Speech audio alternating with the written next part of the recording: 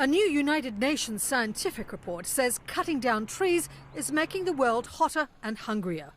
In general, climate change will cause declined yields, increased prices, reduced nutrition levels, and disruption in supply chains for food. The changes hitting us where it counts, in the stomach. Not to mention the forests, plants and animals. Diets that are high in grains, nuts and vegetables have a lower carbon footprint than those that are high in meat, and they lead to better health outcomes. The report found a vicious cycle. Human-caused climate change is dramatically degrading the land, while the way people use the land is making global warming worse.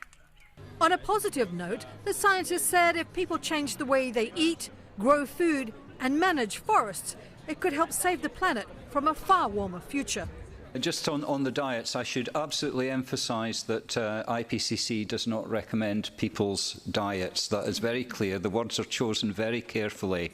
What we've pointed out on the basis of the scientific evidence is that there are certain types of diets that have a lower carbon footprint and put less pressure on land. That's echoed by a global group of university scientists who warn we all need to make dramatic changes in our diet by 2050. It is important to have goals, and some might call them radical goals or progressive or extreme goals even.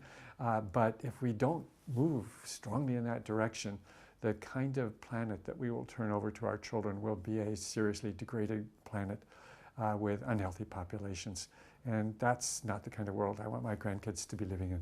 They're recommending that over a third of our calories should come from whole grains, tubers and plant protein sources.